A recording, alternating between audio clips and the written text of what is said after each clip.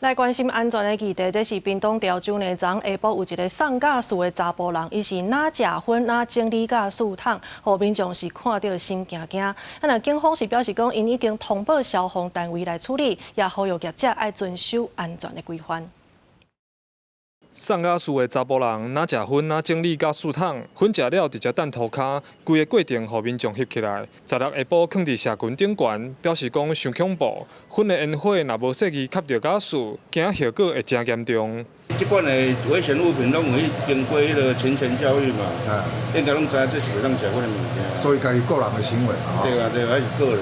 我问一下，因为不太了解这个情形，没关系，我先处理一下，之后再说，好不好？卡驾驶桶面顶的电话接电话，小姐表示了解状况的，搁通知，随后就完全无接电话。潮州当地其他驾驶业者表示，这间送驾驶的并无固定的店面，拢是直接去换气行灌驾驶了后接电话送安尼。嘛，讲员工送驾驶搁食薰的行为，真正足危险。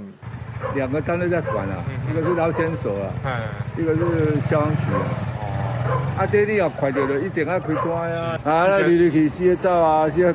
伊无办公室安尼就对了。啊，伊无点的，伊无点啊，还得设伫遐伊的厝。